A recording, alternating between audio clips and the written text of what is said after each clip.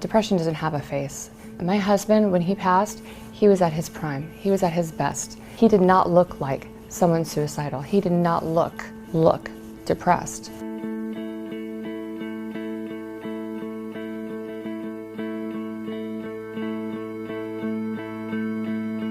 don't remember the hours and days following his death.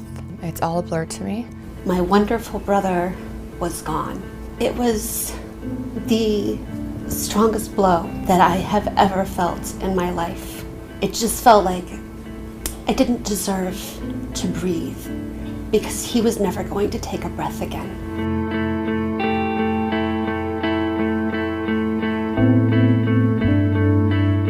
Chester was his music as much as he was everything else. He was his song, he was his poems. That was his escape. He poured out every emotion on that stage, and he used the same microphone for 9 years on stage. And I have that at the house. My children are allowed to talk into it when they need to feel close to their dad. When you touch the microphone, you hold it, you can feel that.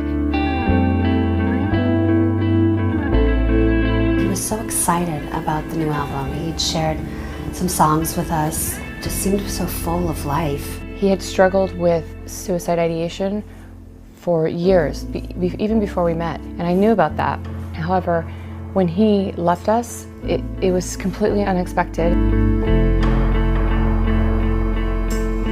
I didn't see it coming.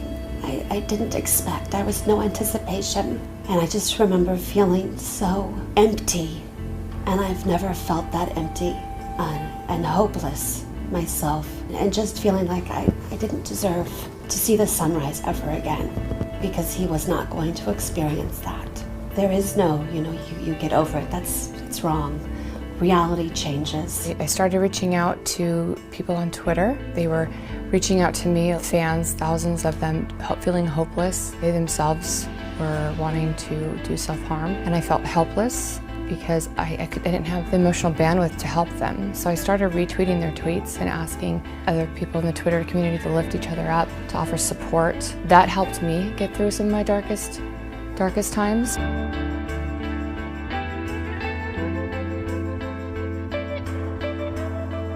I did not want his death to be in vain. We have a blended family with 7 kids in all. They would all have to look back at their father's death one day, and I didn't want it to be just another rock star tragedy gone wrong. The way they could understand it wasn't their fault was to understand mental illness, to understand taking care of their mental health. I also wanted them to look back and say, my dad's death was a tipping point. It sparked a movement. It did something.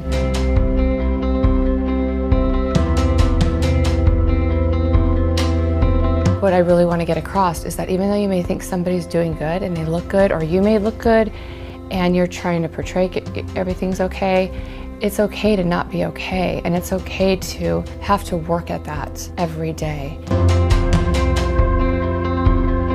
There are 5 signs the campaign Change Direction came up with, universal signs that most people display.